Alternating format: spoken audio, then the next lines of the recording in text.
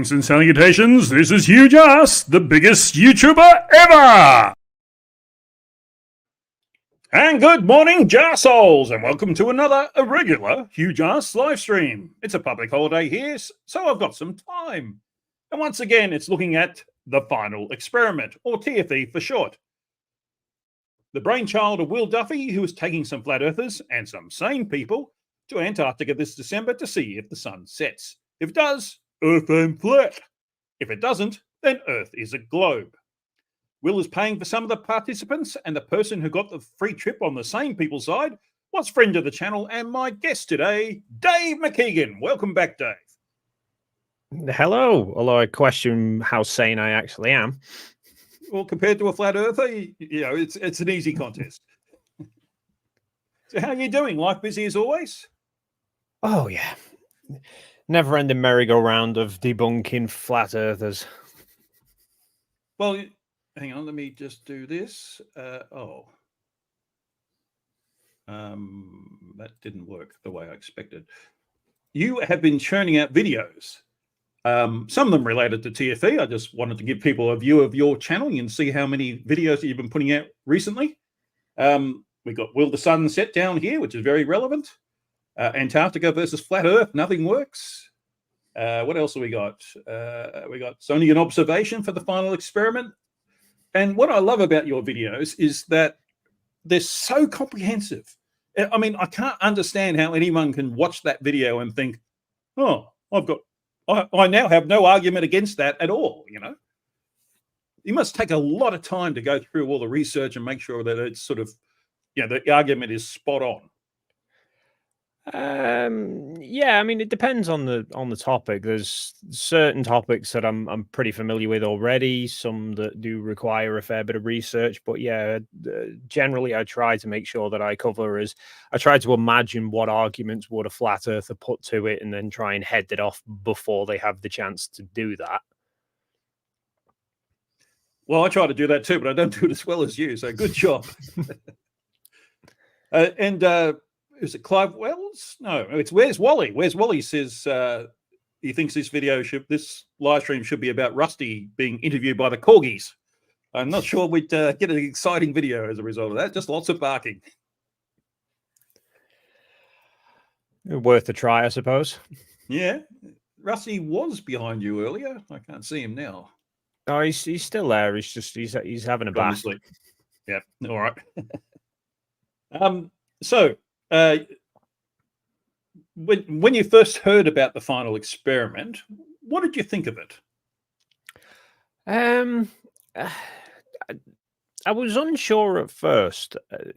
I mean, the first that I'd heard about it was there was an experiment that was going to settle the debate, but it didn't mention Antarctica. It didn't say what it was. Didn't obviously give any information about who was doing it.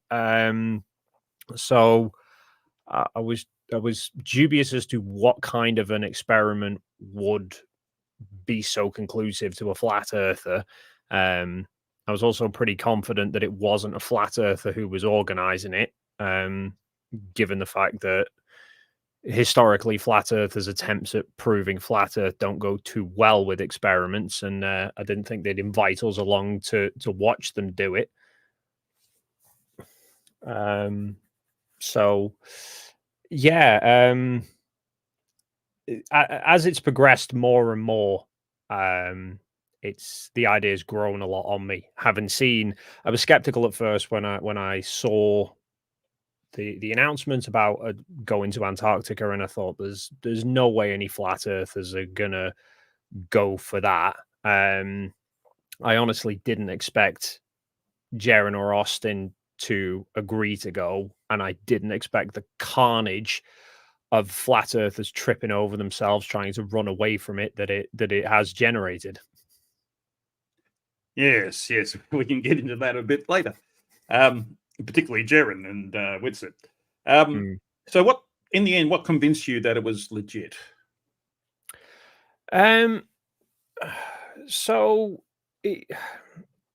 for me, it was I was always a bit open that it seemed a bit of an oddball move on Will's part.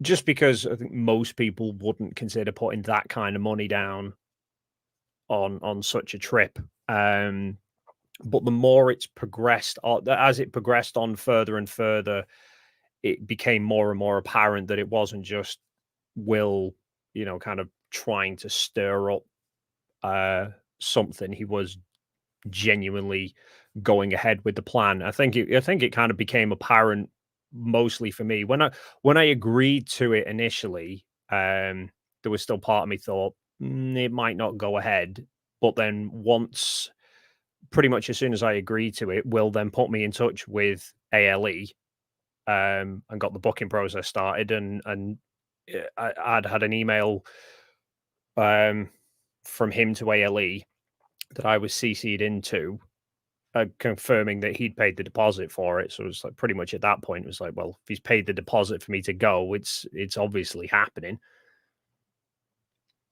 Yes, I'd agree that it's an oddball move. It's, if I had that sort of money, I wouldn't be spending it on sending idiots to Antarctica. Maybe one way, but not a return trip. So, can you explain what ALE is for people who don't know? So ALE is the company, Antarctic Logistics and Expedition. So they specialize in trips to Antarctica. I think they're based in Seattle, but they organize the flights from Chile to Antarctica, the transportation for getting from the airstrip to the base, to the Union Glacier camp, and they have the staff on site there who will be looking after us for the 4 days that we're there, and then obviously getting us back to Chile as well. So you partially answered this question, but how did you feel when you learned when you were getting the free trip and you were the one picked on the same side? Yeah, it kind of felt a bit surreal, to be honest, because it's not the kind of thing that you'd, it's not the kind of thing you'd expect to be offered. So it did feel a little bit unworldly at the time. But obviously, the more kind of sunk in pretty quickly that it was actually happening, and I've been pretty excited about it since. Awesome.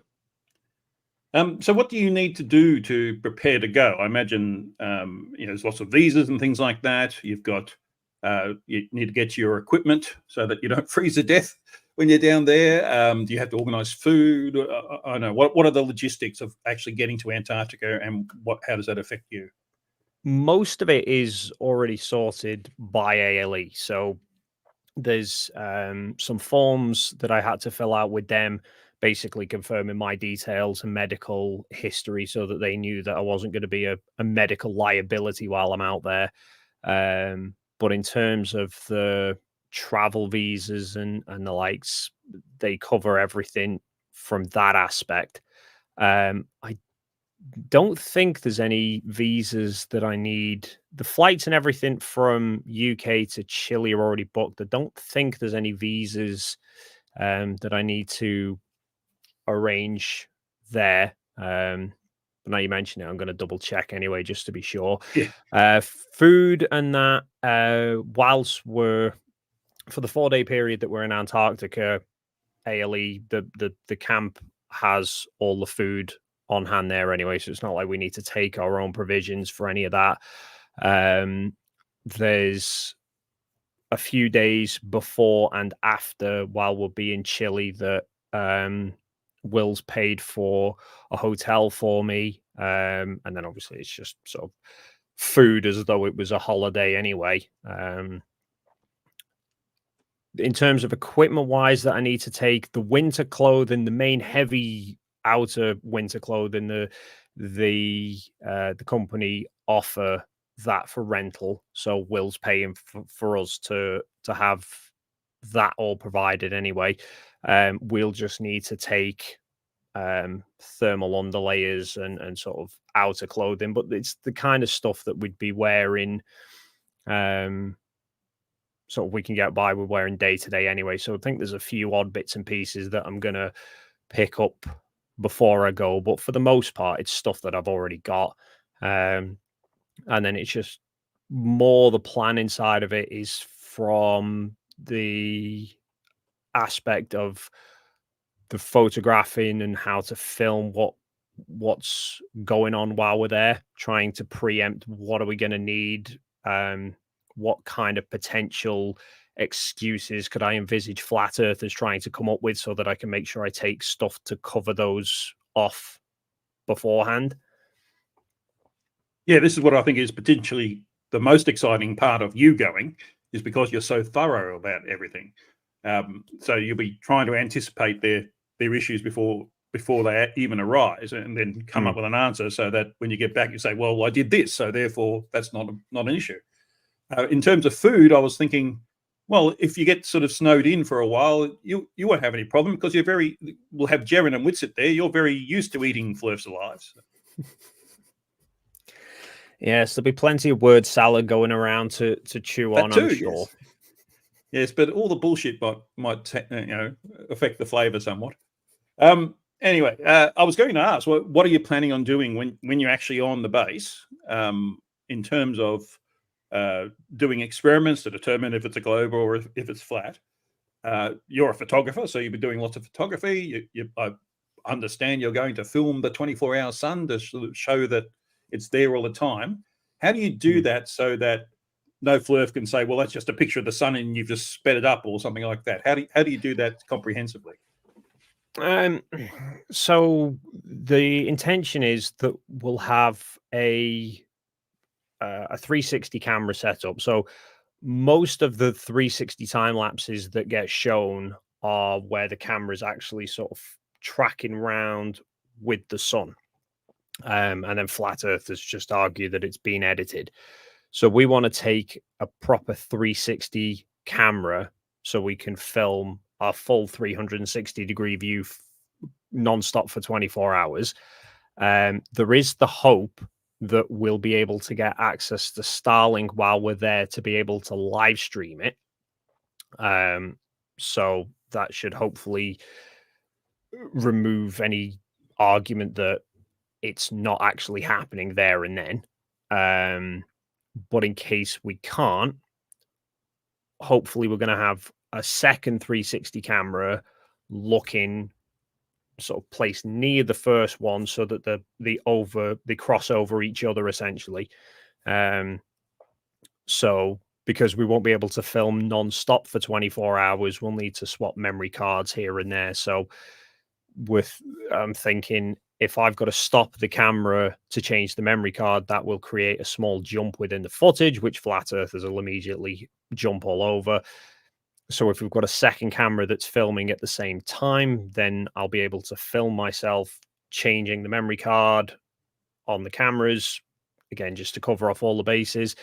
I'll also be taking my main cameras as well to be able to get some close-up detailed views of the sun to see the size of it throughout the day. Does its angular size change at all? Where the sunspots are?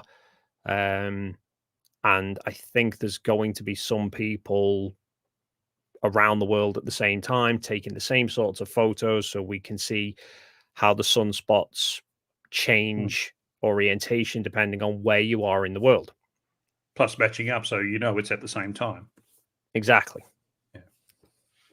Well, that's probably just the tip of the iceberg. I know Critical Think, who I'll be interviewing in a few hours, has a weight-based experiment because of the difference in the centripetal force of the rotation of the Earth, and I'm sure he has other ones. I've suggested we measure shadows so that we know at different times all over the world, and we can see that you're in Antarctica rather than somewhere else. And I'm sure there's other things. So where am I up to? What do you think will be the most challenging aspect of being in Antarctica, apart from the cold, obviously, but in terms of delivering a result that is as close to irrefutable as possible, I guess I'm thinking about? Well, firstly, just trying to preempt the excuses. So, we've already had flat earthers trying to argue a sun simulator, which is one of the reasons why I want to make sure that I can get clear, detailed views of the sun, not just a glowy blob in the sky, to be able to show that it's the same sun that we see when we're in Chile, and it's the same sun that I see when I'm here in the UK. So just trying to preempt as many of the excuses in advance so that I can make sure that I try and cover as best as I can. I think the biggest logistical problem's going to be handling the power while we're out there, because there is mains power available in the camp, but that's a few power outlets that they've got in the main tent, and everyone's having to share them. So it's not like we've got guaranteed power outlets from them. So I'm going to get ideally try and get a big solar panel, and carry as many spare batteries as possible, because the cold temperatures just absolutely ruins battery life. So it's just trying to, I've spoken to some people who've been in Antarctica before, who photographed and filmed out there, and sort of had some tips from them about how best to sort of try and get around that problem, which is solar panel was one of the options, having a solar panel running into a power bank, running into the camera, so that you've got a constant flow of power, not just relying on the camera battery. When you're carrying camera batteries, or keep the camera batteries on you, and ideally sort of under your thermal layers, so that they're staying warm from your body temperature, so that they're fairly warm when they go into the camera. Things like any equipment, don't take it just from outdoors straight into the tent, because you're then going from dry, cold air, taking it straight into warm, moist air. You'll get condensation over all the cameras. So they suggest either leaving it outside or putting it into like zip freezer bags, to keep the moisture out of kind of away from the cameras, basically. Well, these lots of things to think about, aren't they? Given that to get there you have to fly, that a power bank, a solar panel, they seem like you'd exceed your baggage limit. Yeah, so I've tried to preempt that as well. So I've booked for, I've actually upgraded the seats for my flights to have more luggage allowance, thinking that one suitcase is probably going to be clothes. So if I've got a second suitcase, I can carry more equipment. So try and cover off the batteries, the power banks, and God knows what else as well. So yeah, I think total I probably have something like 50 kilos of luggage available to me, which should be enough, I think. What about between Chile and Antarctica? Is there any limits on that? I think it's one bag I can take, but I think they should have a bit more leniency with how much we'll be able to fit on, because I mean I don't think it's going to be like a normal regular domestic flight where they're having to be mindful of weight limits for what the plane can handle, because there's not going to be a plane full of people that's going. Where's Wally in the chats just mentioned something I was going to bring up, but it's sort of a slightly different twist of what I was going to do. There was a Jeren live stream, and I super chatted him asking, will Jeren share a tent with Whitsett? And he said, well, that'd be better than with Dave McKeegan. And now Where's Wally saying that Jeren was asked if he had a choice. There's only one tent left, and he had a choice between you or Nathan Oakley. You won. Yes, you're better than Nathan Oakley. What a surprise. Well, I mean, Jaren's welcome to sleep outside if he'd prefer. Well, yeah. So what if the flat earthers are right and the sun actually sets? Well, then somebody's going to win a Nobel Prize, I think. Well, yeah. But how will you react? Well, I'll obviously have to reassess my views of the world. You won't deny it and come up with it's a nighttime simulator or something like that. Well, no. I But that's mean, what if flat it earthers will sets, do. oh, yeah, but I'm not a flat earther. Yes, I mean, when you mentioned the sun simulator excuse earlier, I was thinking if you have to make up a fake sun to justify your point of view, I think you've sort of jumped the shark there. Well, I mean, I've seen flat earthers say sun simulator. I've seen some say multiple suns. I mean, I've seen some say that, a 4-sun setup will work. It's like, I can't see how 4 suns would work either, but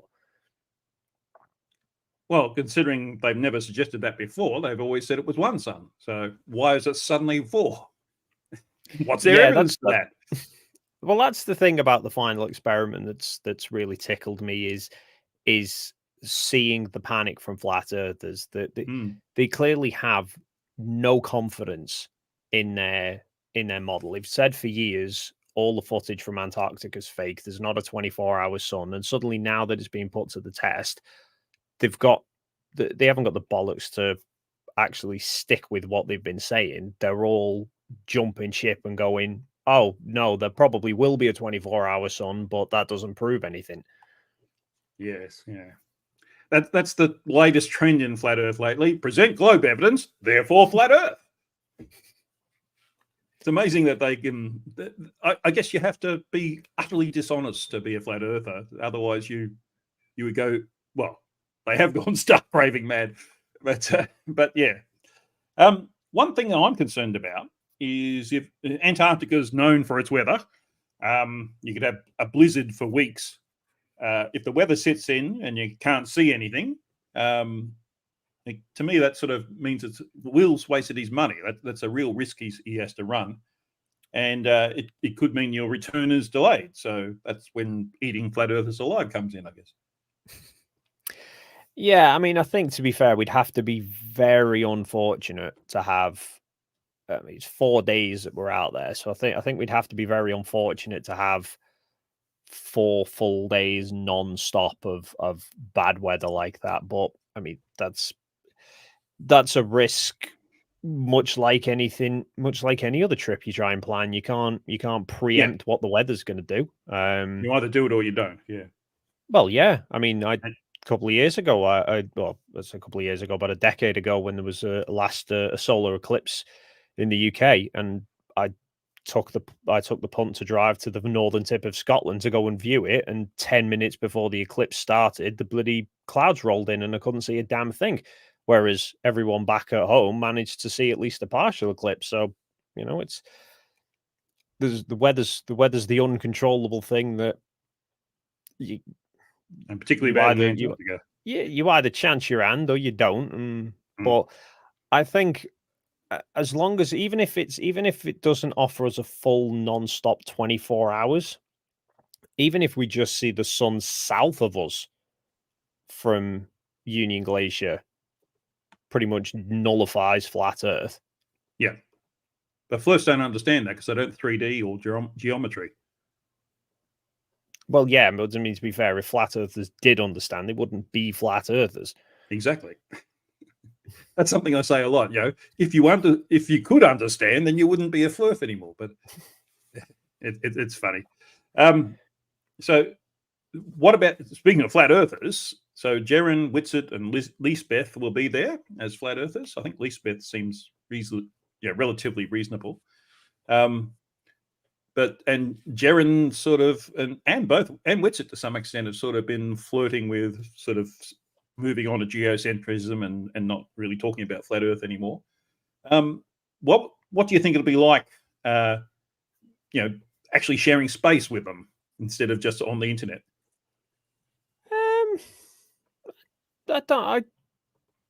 I can't see it being an issue, to be fair. I mean, Lisbeth seems, from what I've seen of her on the stream, she seems very genuine about it. She seems excited for the opportunity. She's not tried to make any excuses. She's openly said the other day she doesn't think, based on the flat Earth model, that she knows there wouldn't be a 24-hour sun. So she seems to be genuine in going to see if it is or if it isn't. And she said if it's not, she'll have to reassess things. Jaren, I think I misjudged Jaren, to be fair. When it all came about, I was convinced he was never going to go for it. I didn't think any of them would. I was convinced he was just a grifter who knew the Earth was a globe, but was just milking it for money. So I was very surprised, not only that he's agreed to go, but the flack that he's been taking on his channel and his staunch response to that flack of basically saying, if you don't like it, then go away. Yeah, he's been defending actual truth, and the thought process to get to truth, even though he's not very good at it. I don't mean that unkindly. The fact that he's considering flat Earth seriously at all shows that he's not interested in truth in the way that a normal person would look at truth. And it's hard to explain it in a way that he wouldn't feel insulted. I'm sorry, but you're probably better at that than I am. But yeah, he's it sounds like he wants to go to Antarctica to see it for himself, so he can say one way or the other. And that to me is what a truth seeker actually does. You don't just take someone else's word for it, as he has done so far. You go and actually test it yourself. And you can do other things other than going to Antarctica to test it for yourself. But that if that's what's going to convince him, let it happen. Yeah, I mean, I think to be fair to Jaren, he's done enough things in the past with trying to do tests and experiments to prove it. I think where he's fallen short a lot of the time is he's misunderstood what the globe model predicts. So like the one behind the one from behind the curve he spoke about quite a few times, and his interesting moment. And the reason he said the reason he said interesting was because he was expecting either results of 17 feet for a flat Earth or 23 feet for a globe, and he got 19 and a half, which was a result he wasn't expecting, which is why he said interesting. But he miscalculated what the globe prediction was, and the globe prediction actually was about 19 and a half feet. So he'd proven the globe. He just hadn't realized he'd proven the globe because he'd misunderstood the maths of it. Maths. Yeah. So, but he seems genuine in wanting to find the truth. I think it's just the truth's eluded him because he's not realized what the truth actually is. So, yeah, I can honestly see him coming back and saying, this doesn't work on flat Earth, and he's openly challenged flat earthers multiple times to offer some viable explanation for our 24-hour sun, and so far nobody's come up with anything. Well, they have, but just nothing serious. That's all, or nothing you can take seriously. Like you said, the second sun. Yeah, so yeah, he seems pretty genuine in it. Which it seems to have gone very quiet on the whole thing. I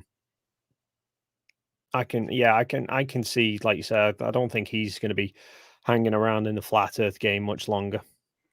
He seems to be taking the attitude that he's above it all. I think the main reason he's going is because Jaren's going, and that's probably the main reason Jaren's going too, because Witz is going. So if either of those chickened out, then they wouldn't be going at all, I think. And that's probably why it was wise that MC Toon delayed his announcement until they'd signed up. I mean, you could say that's underhanded, but they are independent things, I would have thought. I mean, if you want to see the truth, it's got nothing to do with who else is going. No, but I think Toon was very, very mindful of that if flat earthers probably would sort of use him going as an excuse not to go themselves. So I think it was like you said, it was wise of him to take himself out of the equation for that, and he didn't want to be a sort of a variable within that scenario. So as it happens, it didn't really make that much of a difference because the flat earthers were scrambling for excuses anyway. And will continue to do so. So say it's all over. You've filmed the 24-hour sun and did a bunch of experiments that show it's a globe. And you come back to the UK and, this is what's widely known across the world. So I think you've answered this. Do you think Jaron and Whitsett will be honest enough to admit that what they saw destroys flat Earth? I can see that as quite likely.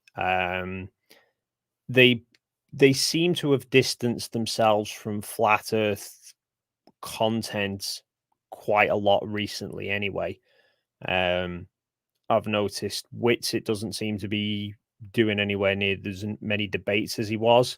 There's none of the schooling Globers streams that he doesn't seem to be doing any of those anymore. When he's appearing on other people's shows, it appears to be about topics other than flat Earth. So, going after NASA, the moon landings, helio versus geocentric, and various other topics. So he seems to have drifted away from flat Earth quite a bit, and so is Jaron. He's not doing any hosting any flat Earth debates anymore. I think he's shifted to doing that conspiracy roulette stream where he's just talking about lots of other conspiracies, not really flat Earth. So I think they've already laid the groundwork of finding other topics to be covering, so that if we go to Antarctica and they see a 24-hour sun, that they've got something else that they can then be talking about. Yeah, well, they can be talking about seeing the 24-hour sun as well. I guess it's win-win for them regardless.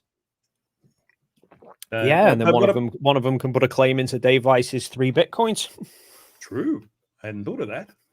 I mean, Where's Wally should get it because he was the first to do that. But yes, as if Dave's ever going to be honest enough. I mean, of course, he's not, but it would be funny if Jaron and Austin both try putting stake in the claim to it. Yeah, I don't know. For some reason, I think they probably think keeping Dave as a friend is more important. So it's all over. Jaron and Whitsett have admitted that they were wrong for the first time in their lives. What about the rest of the flat Earth community? How do you think they'll react? I can imagine a small proportion of the followers will maybe sort of accept it and change their tune, but I can see most of the, shall we say, leaders, the other flat Earth channels will just ostracize Austin, Jaron. Well, they already have started. They'll just say, oh, they were plants, they weren't really genuine flat earthers, and they'll carry on pushing the same crap they've been doing for the past God knows how many years. I'm looking forward to the hilarious debunks of what you see in Antarctica. That's going to be, what I love about flat Earth is that they're so hilariously creative in avoiding the truth. And the fact that they come up with the most, like we said, the second sun or 4 suns, they just make up shit. And somehow, because they made it up, it's the truth, It's just hilarious. It gives me hours of entertainment, put it that way. Yes, they say there's no such thing as a perpetual motion machine, but I would say flat Earth is one because it just never ends. Yeah, there will always be stupid people, so there will always be flat Earth. Oh, Wally's got have a request from Dave. I want a short video of the placement of the solar panels around the campsite. Funny how they are all on walls and not the roof. I'm not sure what that means. Oh, I think he's talking about where they place the solar, if the solar panels that they've set up on the site, where they place them. I don't think the campsite's going to have them placed on walls because they're all tents. But I think if you look at like McMurdo Station and stuff, they don't put the solar panels on the roof. They put them on the walls of the building because it's a a flatter angle to the sun. The Turtle Moose reckons we need to get a photo of the penguin army. Oh, if I get close enough to them without getting shot, I'll try and get one. So where is the ice wall then? You know, is it where you'll be, or is it sort of closer to the coast? You'd think it'd be closer to the coast. Yeah, That's where the penguins are. I think. Yeah, I think the penguins are meant to be patrolling around the ice wall. In fact, they should be off the ice wall because you're not allowed to go past the 60th parallel, according to Dave Weiss. Yes, who hasn't read the Antarctic Treaty? It's funny how people who haven't read something know what's in it. Well, I mean, to be fair, Dave Weiss isn't necessarily wrong because he's not allowed to go past the 60th parallel because his grift won't allow it. Well, true, yes. Self disqualifying. Yeah. So, and it's finally, what are you most looking forward to in this trip? Oh, Getting drunk in the hotel in Ushuaia? I don't do drinking, me. I gave that up a while ago. No, just the experience of it for me. It's not an opportunity many people get to take. So to have the opportunity to do it is something I couldn't turn down. Yeah, so I'm just gonna love the fact that I get to be there, and then content from that is a bonus, really. Yes, I can appreciate that point of view. One thing that would worry me a bit, though, it's on a glacier, so there's crevasses and things, but you'd think they put the camp where it's a little bit more solid. Yeah, the camp setup, I think they do say there's a perimeter around the camp where I think they pretty much say you can go within that perimeter quite safely. And then I don't think they say you can't go beyond it, but they say if you were to plan on venturing beyond it, then it would be best if you sort of speak to them first, and they'll give you some pointers. But I think they say as long as you stay within the perimeter, you guaranteed that there's no gaping big holes that you're going to fall down. Yeah, and no polar bears too, so that's a plus. Mm. I'm hoping that you said if you can get Starlink working, that we can have a chat once you're there. Is that, you think that'll be possible? That is the hope. That I know they've recently started getting access to Starlink from Union Glacier. So I think the hope is that we'll have access to it to be able to get online, and moreover, we'll have sufficient bandwidth on it available to us to then be able to get a stream going. Quite how long the stream's going to be, or what sort of quality we'll be able to get, I don't know, but the hope is to be able to have at least some period of streaming, even maybe on or off, just to be able to show everyone that we are actually there, that it is happening, and that it's not sort of pre-recorded stuff that we're doing. Yeah, I think if I did a live stream, I'd probably have CNN running at the same time, just to sort of show that it's not pre-recorded anyway, in a window in the corner. So.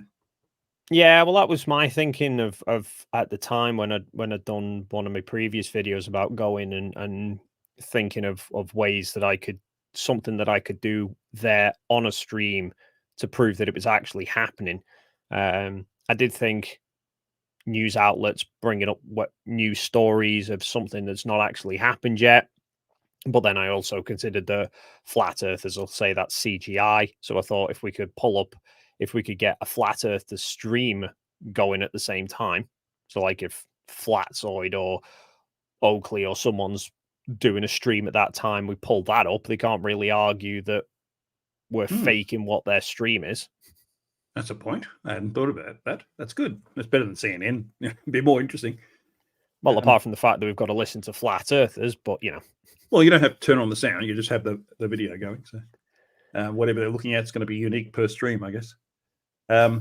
So yeah, I mean, this is Will's baby, so he gets precedence over live streams and things like that. But I hope there's room for little old Hugh to have a bit of a live stream from Antarctica. That'd be fantastic, and have you and Critical Think and all the others as well. So, Dave, I think that's about it for me. Thank you very much for joining me, and it's good to have a chat with you again. I hope we can do that again soon, maybe before we go to Antarctica. And just to remind people, I've got when is it? It's in 3 hours and 15 minutes or so. I've got another chat with Critical Think, who's also going to Antarctica. So please, if you're interested in seeing his view on these sorts of questions, join me then, and we'll have a chat with him. He's asleep in Thailand right now, so I didn't want to wake him up too early. Yeah, Dave, thanks again. Hi, Rusty. The corgi say hi as well. And I think that's about it. So thank you very much once again, Dave, for joining me. My pleasure. All right. And that's about all we've got. There's nothing left to do but cue the corgi.